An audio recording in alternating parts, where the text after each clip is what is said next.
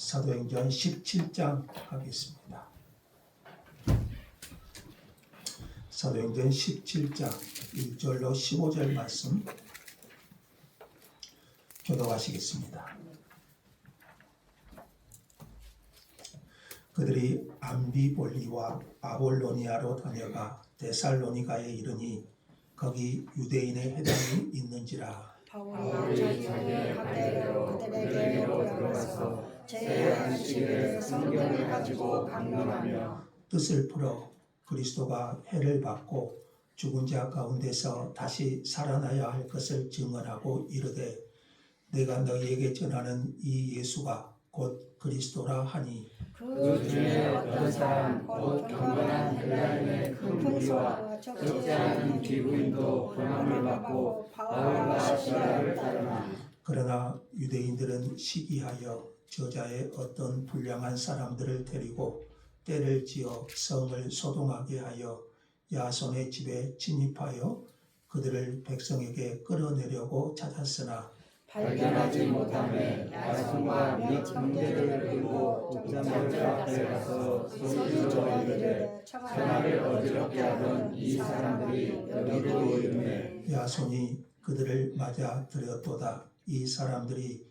다 가이사의 명을 거역하여 말하되 다른 임금 곧 예수라 하는 이가 있다 하더이다 하니 무리와 옥장들이 이 말을 듣고 소동하여 야손과 그 나머지 사람들에게 보석금을 받고 놓아주니라.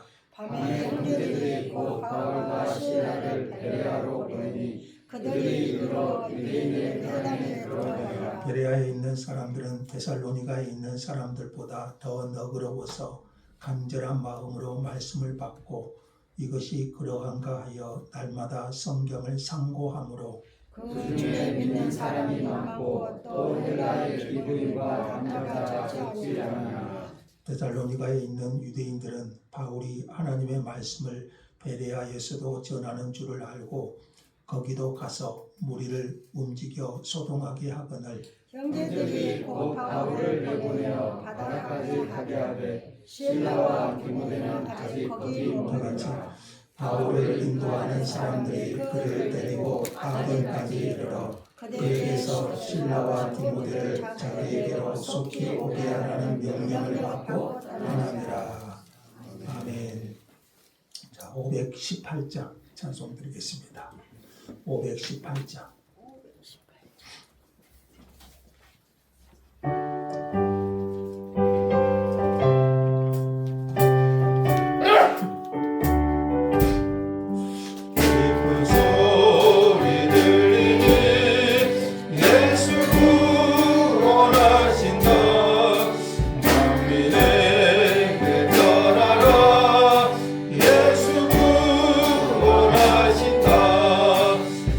주님 정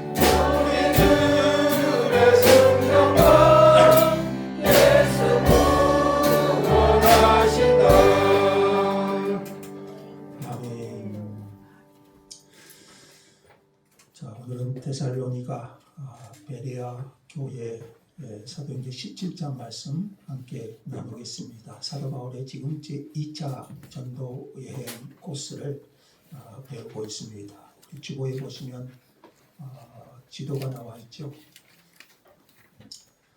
바울의 2차 전도 여행 코스가 기록되어 있습니다. 우리 지난주에는 어디 교회를 배웠죠? 어디죠?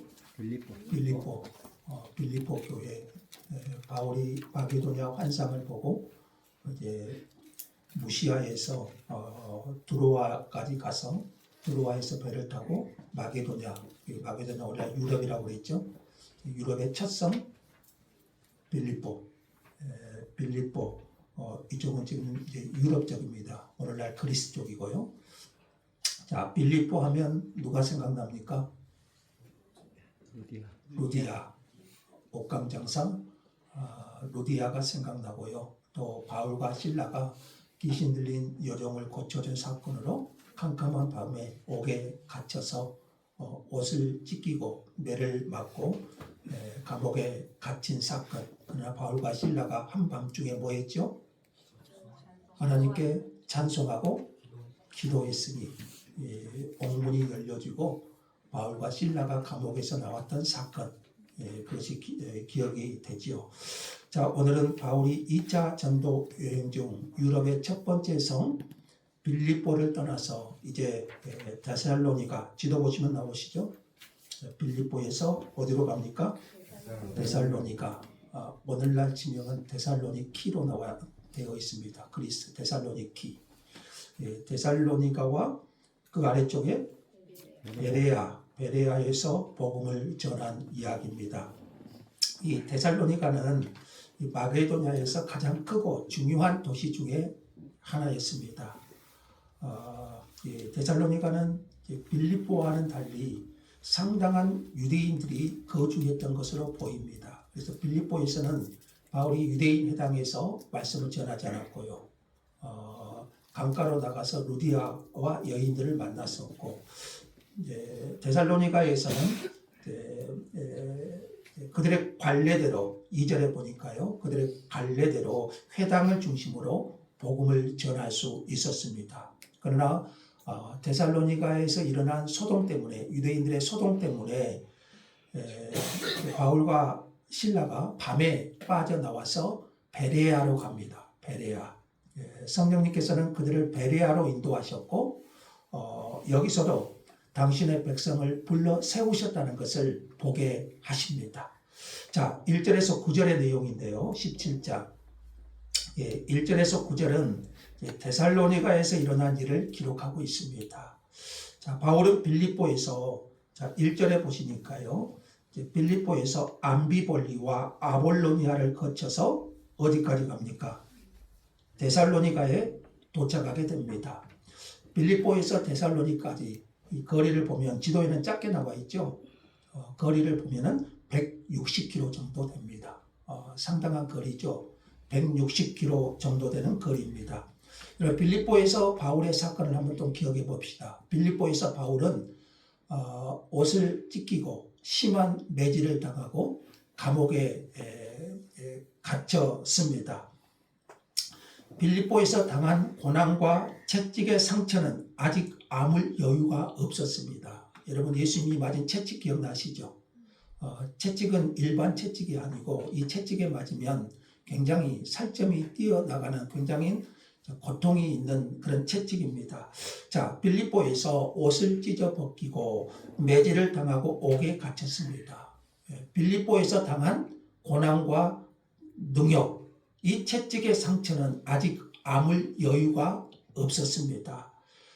바울이 데살로니가에 도착했을 때, 그러니까 정상적으로 복음의 사역을 감당하기가 쉽지 않았을 것입니다. 그래서 바울이 훗날 데살로니가에서요, 복음 전한 상황을 이렇게 말합니다. 데살로니가 전서에 나오는데요, 2장 2절인데요.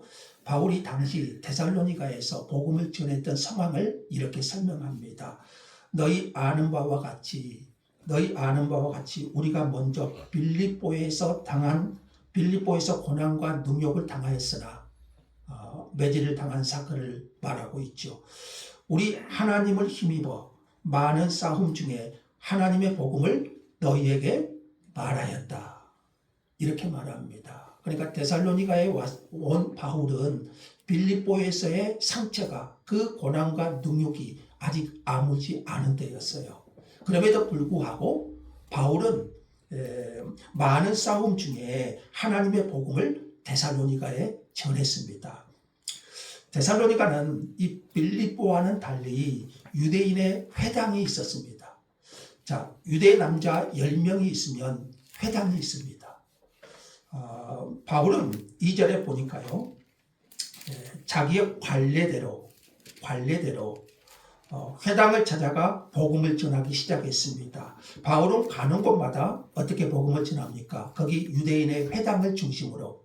그래서 이것을 저자인 누가는 자기의 관례대로, 바울의 관례대로 회당에 들어가서 복음을 전했다. 이렇게 말합니다. 2절에 보니까요, 새 안식일이라는 표현은 바울이 데살로니가에 적어도 3주 이상을 머물렀음을 말해줘요. 그러니까 데살로니가에서의 사역은 그렇게 길지 않습니다. 새 안식일 3주 이상을 머물렀음을 시사해주고 있고요. 이 기간 동안에 바울은 자립을 위해서 일을 해야 했습니다. 바울은 자비랑 선교사지요. 바울의 직업이 뭡니까? 천막 만드는 일, 텐트 메이커라고 그러죠. 천막 만드는 일을 했을 거예요. 아마 데살로니가는 빌립보에는 혼자가 있었죠. 사업가였던 루디아, 이 여성 사업가, 이 루디아 때문에 아마 빌립보에서는 좀 사역을 어렵지 않게 했을 거예요. 그러니까 데살로니가는 그러지 못했습니다. 그래서 바울이 고린도에서요, 데살로니가 교회에 편지를 쓸 때 이렇게 언급합니다. 한번 보세요. 형제들아, 우리의 수고와 애쓴 것을 너희가 기억하리니. 지금 바울이 데살로니가에서 사역했던 것을 회상해요. 너희 아무에게도 폐를 끼치지 않으려고 밤낮으로 일하면서 무슨 일을 했을까요?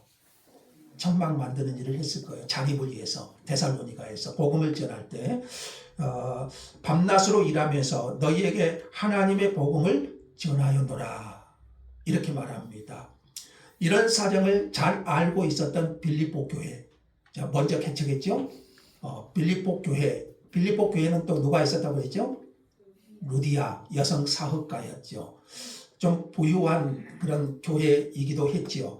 그래서 이런 사정을 알았던 빌립보 교회는요, 바울을 위해 헌금을 여러 차례 보냅니다. 그게 빌립보서에 나오는데요. 빌립보서 4장 16절 앞에 말씀 한번 보세요. 데살로니가에 있을 때에도, 바울이 지금 데살로니가에 있을 때에도 너희가 한 번뿐 아니라, 빌립보 교회를 말합니다. 너희가 한 번뿐 아니라 2번이나 나의 쓸 것을 보내었다. 이렇게 말합니다.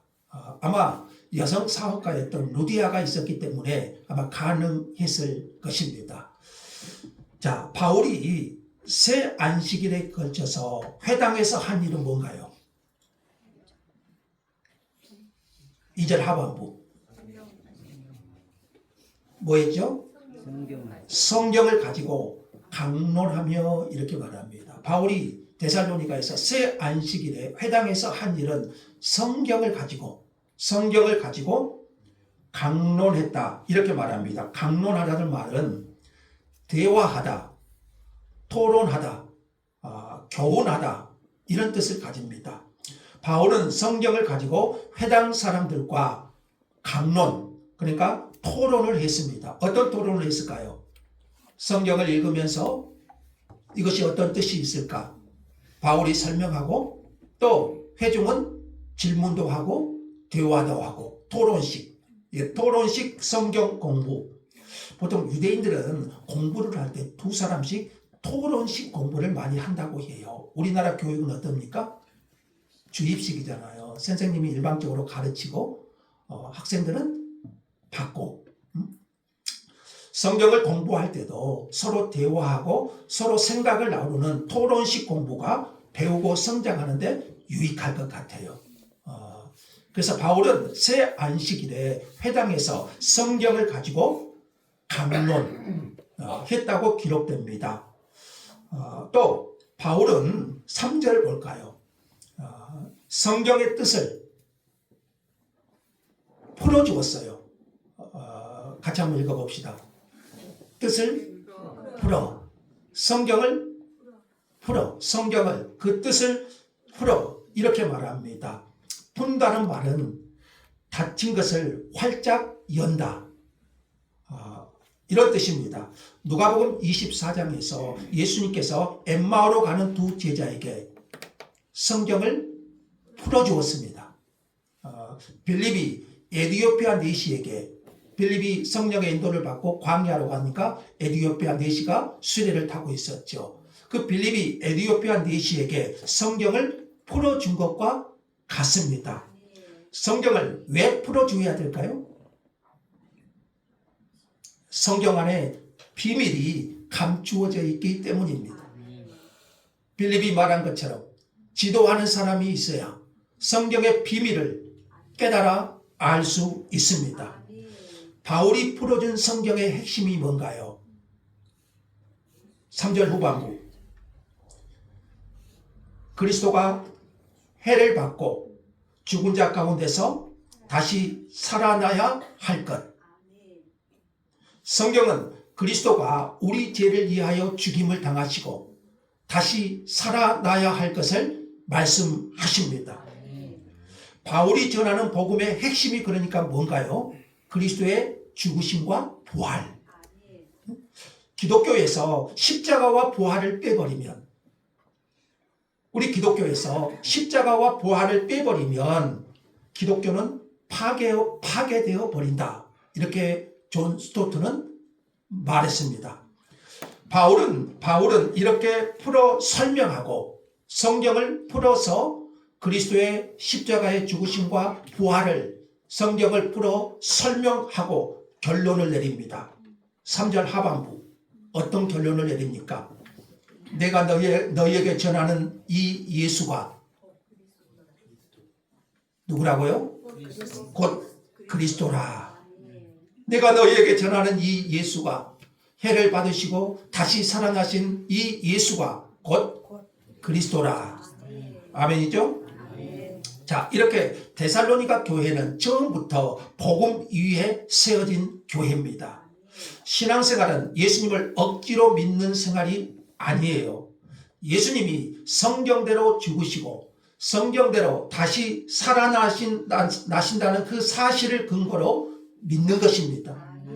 성경의 기초에서 예수를 믿으면 성경이 약속한 구원을 얻습니다. 중요한 것은 바울이 새 안식일에 회당에서 성경을 풀어서 그리스도를 증언했다는 것입니다. 이것은 사도들이 했던 방식이고 우리 사도행전 성령을 받은 이후에 베드로의 설교, 스데반의 설교, 그들의 설교의 방향이기도 하고요. 예수님께서 사용하신 모범이기도 합니다. 바울도 구약 성경을 풀어서 그 예수가 십자가에 죽으시고 부활하신 그 예수가 누구라고요?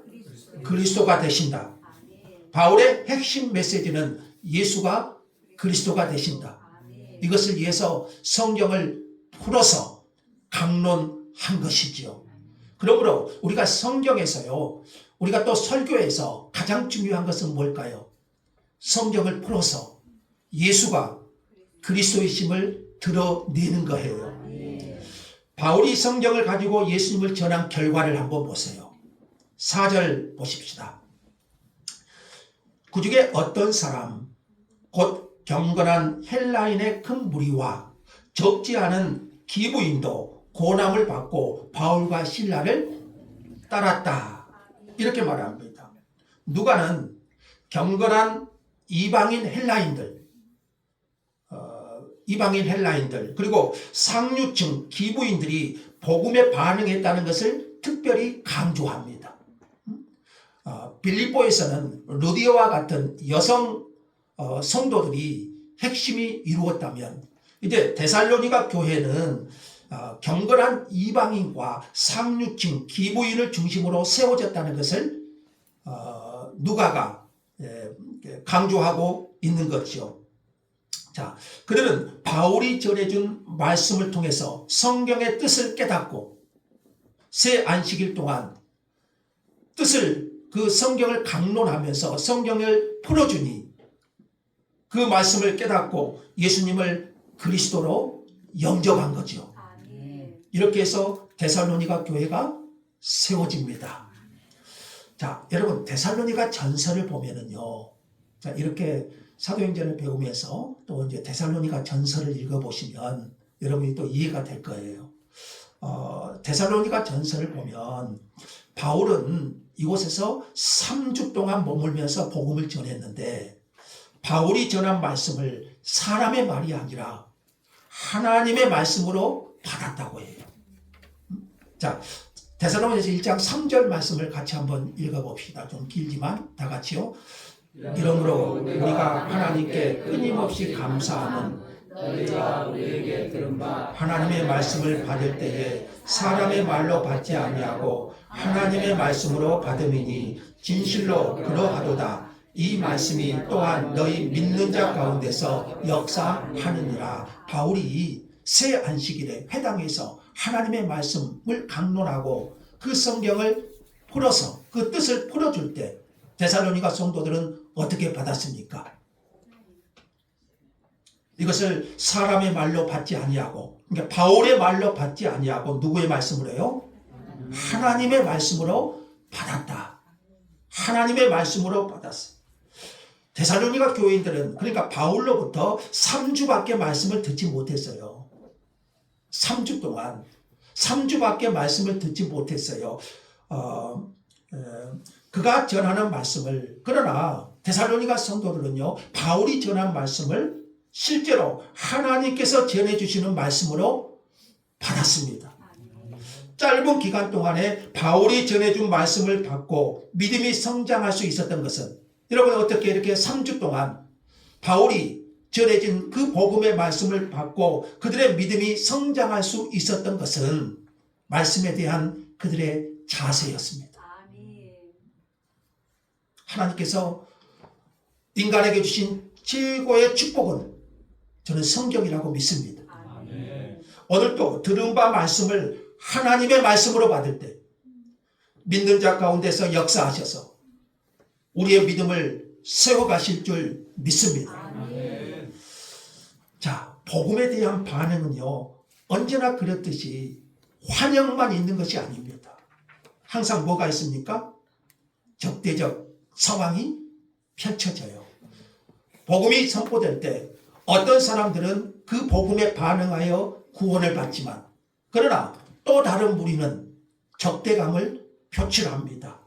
바울에 대한 시기심이 발동한 유대인들, 어딜 가나 이런 유대인들이 있었죠. 바울에 대한 시기심이 발동한 유대인들이 어떻게 한가 보세요. 저작거리에 불량배들을 동원하여 소동을 일으킵니다. 그 방법이 좀 악하지요. 이들은 야손의 집에 침입해서 바울을 찾다가 찾지 못하니까요, 야손과 그 형제들을 읍장들에게 끌고 가서 소리질러 고발합니다. 그 고발 내용이 좀 흥미로워요. 한번 볼까요? 어떤 고발 내용인가 보세요. 6절에 보니까요, 먼저 천하를 어지럽게 하는 이 사람들, 천하를 어지럽게 한다. 바울 일행이. 자, 이 말은 세상을 뒤집어 엎는 사람들, 이런 뜻이에요. 천하를 어지럽게 하던 사람들, 이렇게 고소를 하는데, 이 말은 세상을 뒤집어 엎는 사람들이라는 뜻이에요. 그러니까 여러분, 이것은 세상이 복음의 역사를 어떻게 인식하고 바라보았는가를 시사하는 면이 있어요. 오늘날 세상에 교회가 조그만 영향력도 미치지 못하는 그런 교회의 존재를 생각하면 이 표현은요, 이들의 고소 내용이지만 오늘날 우리 교회를 보면 부끄럽기 짝이 없어요. 이들이 바울이 전한 복음이 어떻게 보면 세상을 뒤집어 엎는 것 같은 그런 복음의 능력이 일어난 거잖아요. 세상에 영향력을 주잖아요. 오늘날 우리의 교회의 모습은 어떻습니까? 그렇지 못하잖아요. 두 번째 고발 내용을 볼까요?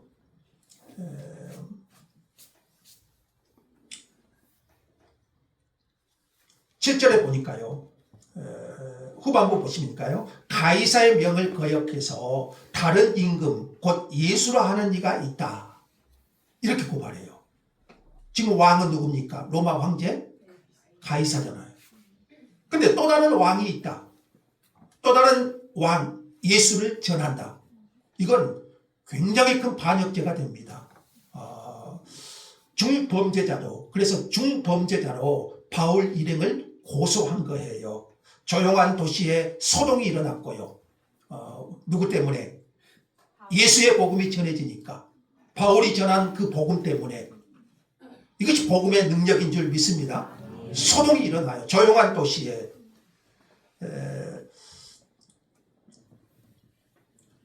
결국 바울은 찾지 못하고요. 그러니까 읍장들이 보석금을 받고 야손과 형제들을 풀어줍니다. 풀려난 형제들은요, 바울과 실라를 그 밤에, 자, 10절에 보시니까요, 어디로 보냅니까? 베레아로 보냅니다. 베레아로 보냅니다. 바울의 데살로니가의 사역은 그래서 갑작스럽게 마칩니다. 그렇게 3주 동안만 사역을 했던 것 같아요. 유대인들의 이런 소동 때문에 갑작스럽게 데살로니가 사역은 마치게 돼요. 그래서인지 데살로니가에 보내는 바울의 편지에서는요, 아쉬움의 감정들이 굉장히 묻어나는 것을 볼 수가 있어요. 자, 데살로니가 2장 18절 한번 보세요. 데살로니가 몇 주 있었다고 했죠? 3주 동안 있었어요. 굉장히 하나님의 말씀으로 받았지 않습니까? 복음의 역사가 드러났잖아요. 근데 갑작스럽게 유대인들의 소동 때문에 베레아로 갈 수밖에 없었어요. 그래서 데살로니가에 보면은요, 바울이 이 데살로니가에 대한 서운한 감정들이 굉장히 묻어나요. 2장 18절에 그러므로 나 바울은 한 번, 두 번 너희에게 가고자 하였으나 사탄이 우리를 막았다. 다시 가보고 싶었어요. 3주밖에 사역을 못해서 그들이 다시 보고 싶었던 거예요. 또 바울은 복음을 대적한 유대인들을 향해서도 언급해요. 굉장한 복음의 역사가 일어나고 있는데 유대인들이 시기하여 소동을 일으키잖아요. 그래서 데살로니가에 보면은요, 그 유대인들에 대한 그 복음을 대적한 유대인들에 대해서도 이렇게 말해요. 유대인은 주 예수와 선지자들을 죽이고 우리를 쫓아내고, 바울을 데살로니가에서 쫓아냈잖아요. 누가 그랬죠? 유대인들이 쫓아내고 하나님을 기쁘시게 하지 아니하고 모든 사람에게 대적이 되어 우리가 이방인에게 말하여 구원받게 함을 그들이 금하여 자기 죄를 항상 채우며 노하심이 끝까지 그들에게 임하였느니라. 복음을 대적한 유대인들에 대한 감정을 바울이 표현하고 있어요. 뿐만 아니라 데살로니가 성도들이 어떻게 그러한 상황에서 복음을 받아들였는지도 이렇게 설명합니다. 같이 한번 읽어보죠. 다 같이요. 또 너희는 많은 환난 가운데서 성령의 기쁨으로 말씀을 받아 우리와 주를 본받은 자가 되었으니 아멘. 데살로니가 성도들은요, 많은 환난 가운데서 성령의 기쁨으로 뭘 받았습니까? 말씀을 받았다. 아멘. 자, 이렇게 해서 데살로니가 사역은 마쳐지고요. 그 밤에 베레아로 떠나게 됩니다. 베레아. 오늘날 지명은 베리아입니다. 자, 여기서도 바울은 어디에 가서 말씀을 전합니까? 10절 끝부분에 유대인의 회당, 그것이 바울의 관례였어요.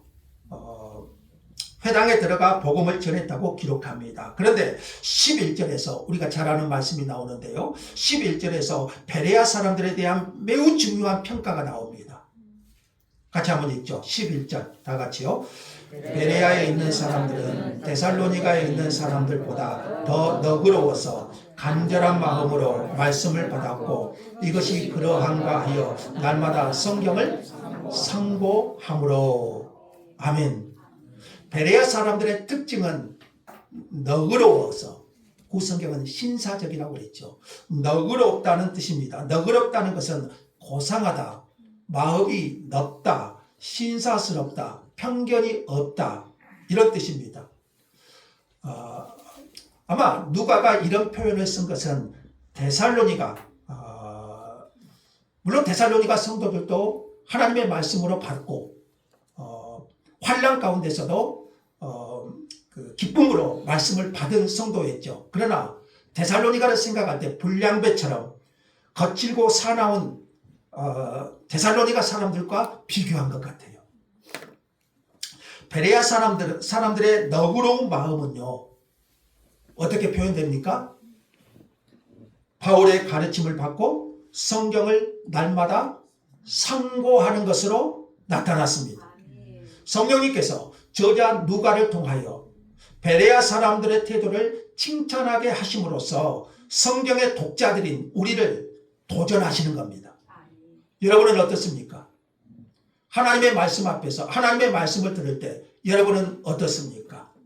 자, 먼저 같이 한번 읽죠. 간절한 마음으로 그 말씀을 받고, 첫째는요, 간절한 마음으로 말씀을 받았습니다. 지금 어느 성도들을 말하고 있죠? 베레아 성도들. 자, 간절한 마음으로 뭘 받았습니까? 말씀을 받고, 말씀을 전할 때 어떤 분들은요, 간절함으로 은혜를 받고자 합니다. 말씀을 깨닫고자 선포되는 한마디 한마디에 귀를 기울입니다. 그러나 어떤 사람은 말씀에 대한 갈망이 전혀 보이지를 않습니다. 그냥 다른 생각하고, 이 시간에 이렇게 지금 말씀이 선포되는데 다른 생각하면서 하나님의 말씀에 집중하지 않습니다. 이런 사람에게 하나님의 말씀이 적용될 수 있을까요? 이런 사람에게 하나님의 말씀이 은혜로 역사할 수 있을까요? 그렇지 않아요.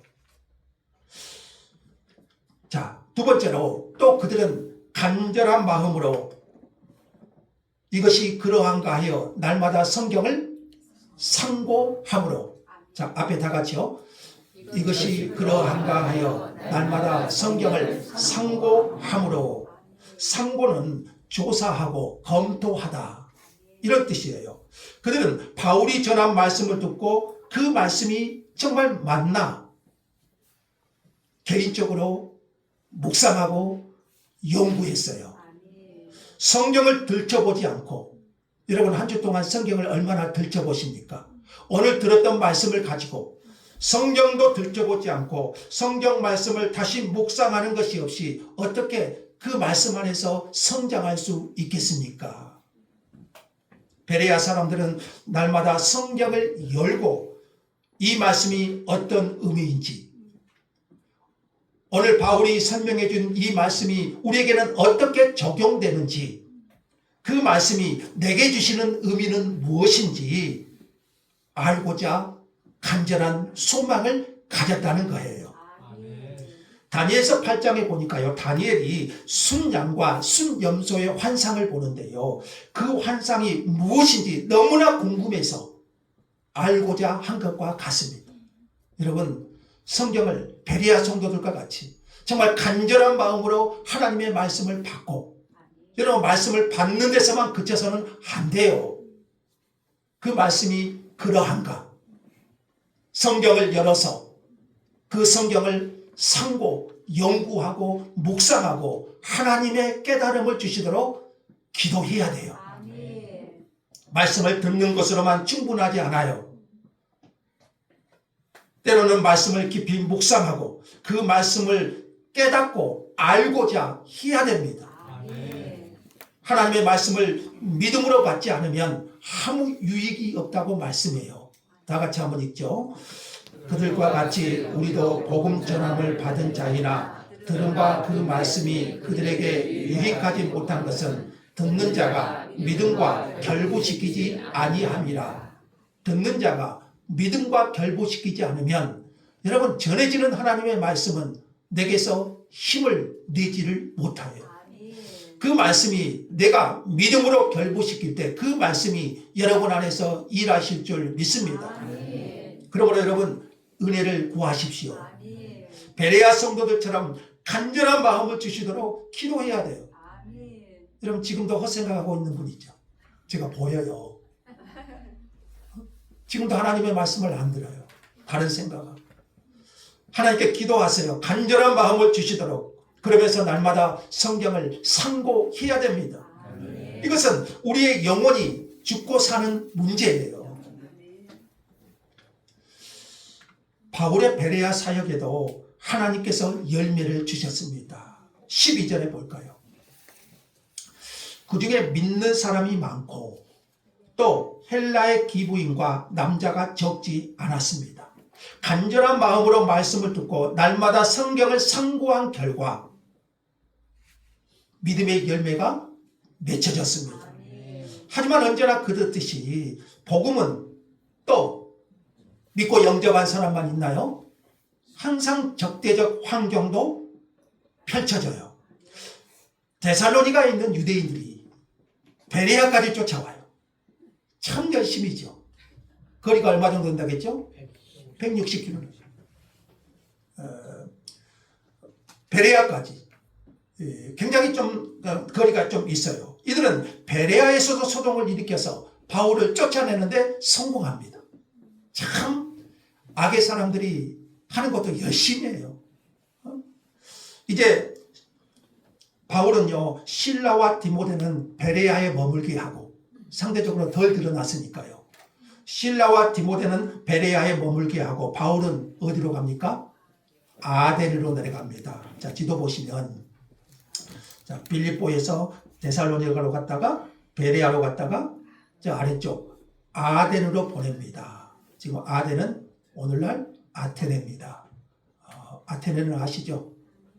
그쪽으로 보내게 됩니다. 자 지금까지 데살로니가와 베레아에서 전한 복음으로 어떤 결과가 일어난지를 살펴보았습니다. 이렇게 해서 데살로니가 교회가 세워지고 베레아 교회가 세워져요. 그런데 우리가 바울의 서신서를 보면 베레아에 보낸 서신서는 남아있지가 않아요.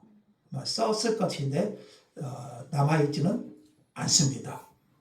자, 오늘 본문에서 좀 적용적 교훈을 좀 더 생각해 보겠습니다. 먼저는요. 데살로니가 교회가 세워졌고 베레아 교회가 세워졌고 물론 그 전에 빌립보 교회가 세워졌고 여러분 이 교회들이 어떻게 세워졌나요? 자 먼저 생각할 교훈은요. 예수 그리스도의 복음이 교회를 낳는다는 사실입니다.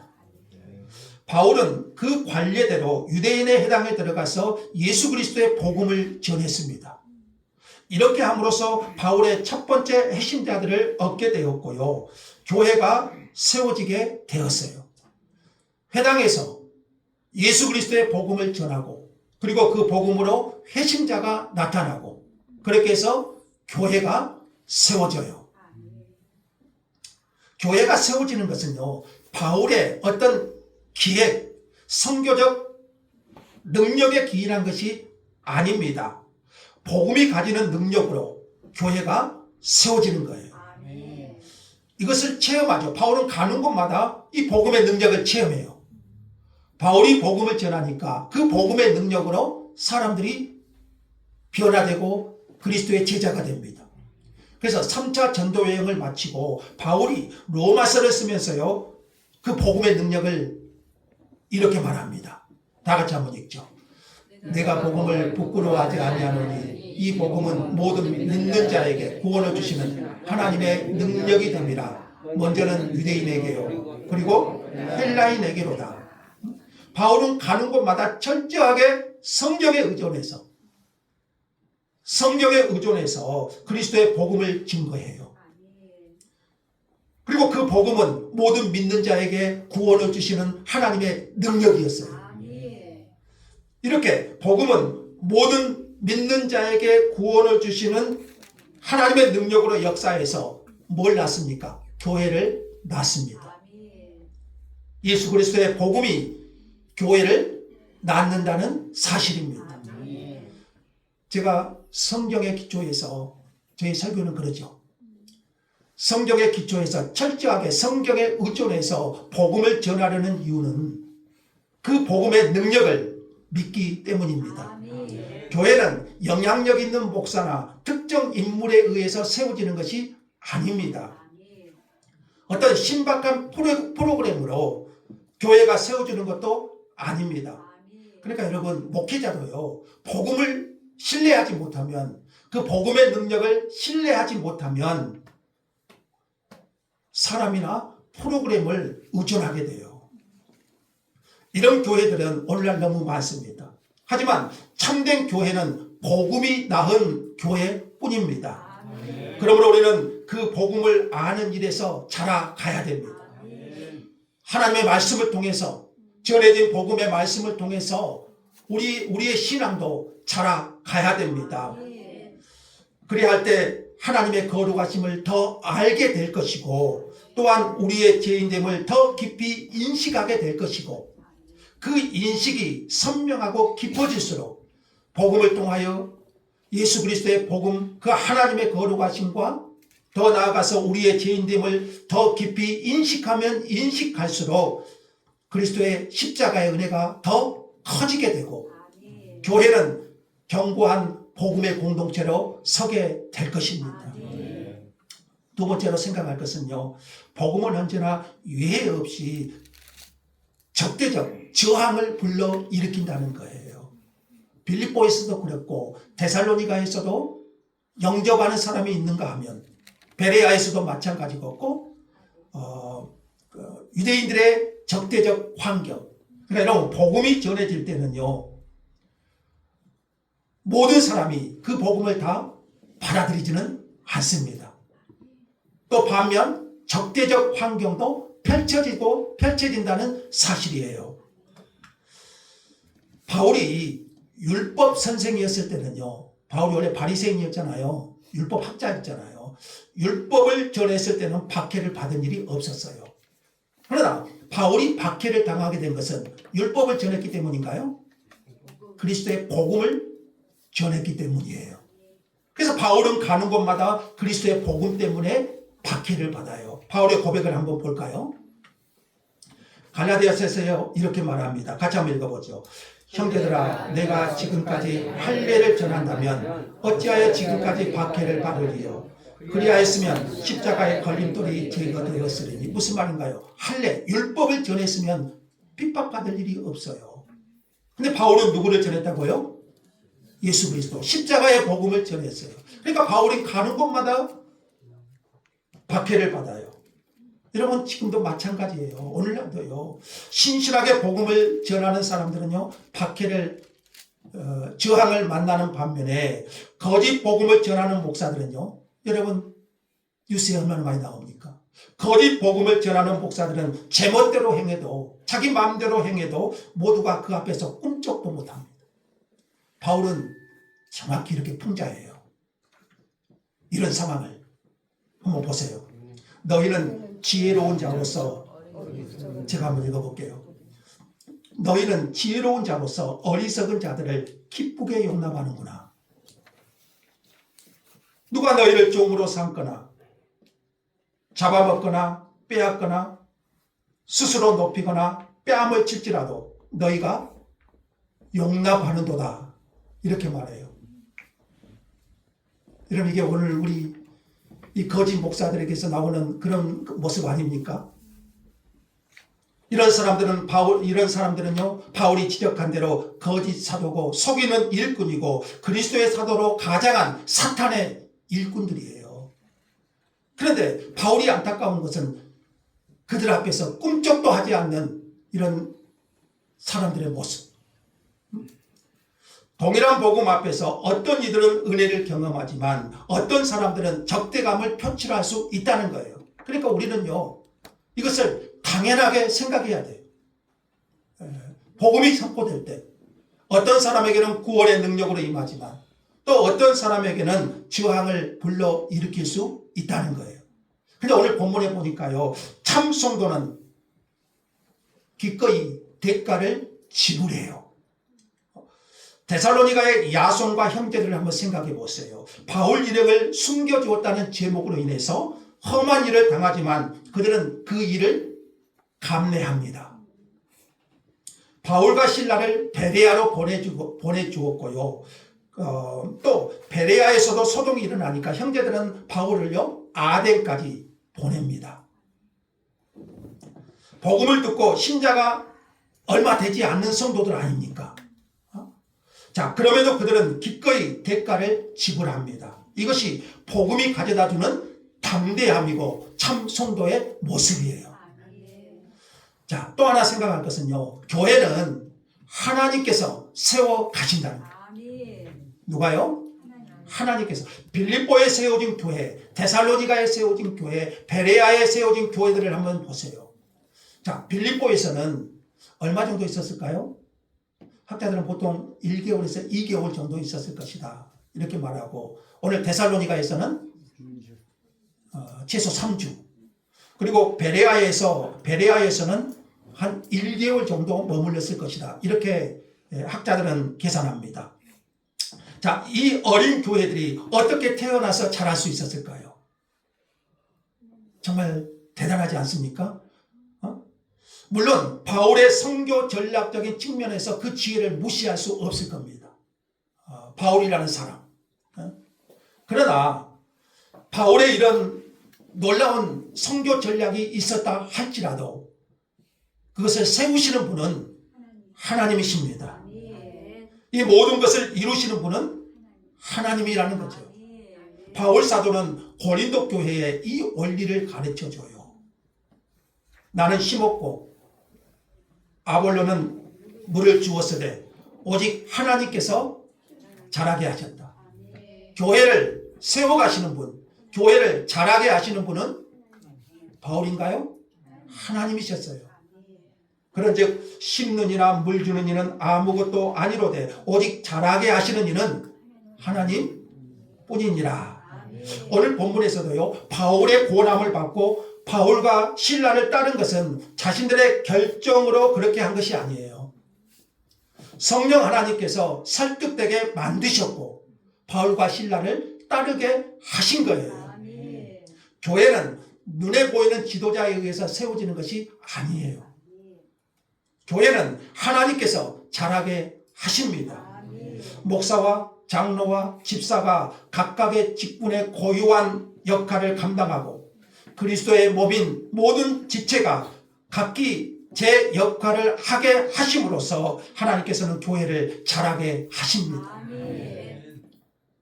여러분은 교회를 자라게 하시는 하나님을 신뢰하신가요? 아니면 눈에 보이는 지도자나 다른 어떤 요인을 의존하십니까? 우리는 하나님을 신뢰해야 됩니다. 하나님께서 세우셨고 그리고 그 하나님께서 그 교회를 자라게 하실 겁니다. 자, 정리합시다. 오늘 본문은 천하를 어지럽게 하는 사람들, 바울이 이런 고소를 당했죠. 천하를 어지럽게 하는 사람들, 뭐 때문에 그런가요? 복음의 능력 때문에. 이것은 세상을 뒤집어 엎은 사람들, 이런 의미가 있다고 했잖아요. 사도행전이 그렇고 교회사가 그래요. 그 복음이 들어가면 그곳이 뒤집어집니다. 100여 년 전에 한국에 복음이 들어오니까요, 우리 한국이 뒤집어져요. 복음이 그 가정에 들어가니까요, 그 가정이 뒤집어져요. 이게 뭔가요? 복음의 능력이에요. 복음은 그런 거예요. 다만 우리가 한번 생각할 것은요, 21세기에 우리들 교회가 과연 그러한가 한번 돌아보게 돼요. 천하를 어지럽게 하던 사람들, 이 말은 거짓 비난이냐 고발 내용이었지만 그러나 어떤 면에서 교회를 향한 기대를 드러내는 말이기도 해요. 이 말씀 앞에서 교회가 복음으로 세상에 영향력을 주고 있는지, 아니면 오히려 세상에 영향을 받고 있는 것이 오늘날 교회가 아닌지. 이런 복음의 능력은요, 그 복음으로 세상을 뒤집어 엎는 바울처럼. 그럼 오늘날 교회가 어떻습니까? 오히려 세상의 교회가 뒤집어질 것 같아요. 교회가 복음으로 세상을 뒤집는 것이 아니라 교회가 세상의 물결로 뒤집어지지는 않는지, 그걸 한번 다시 한번 생각하게 돼요. 여러분, 교회는 복음으로 세상으로 나가야 됩니다. 그리고 복음으로 한 사람을, 그리고 세상을 뒤집어 엎어야 됩니다. 교회가 가진 복음은 그런 능력이 있습니다. 우리는 이런 교회를 꿈꿔야 됩니다. 왜냐하면 주님께서 가르쳐주신 교회는 이런 교회이기 때문입니다. 기도하십시다. 하나님, 오늘 데살로니가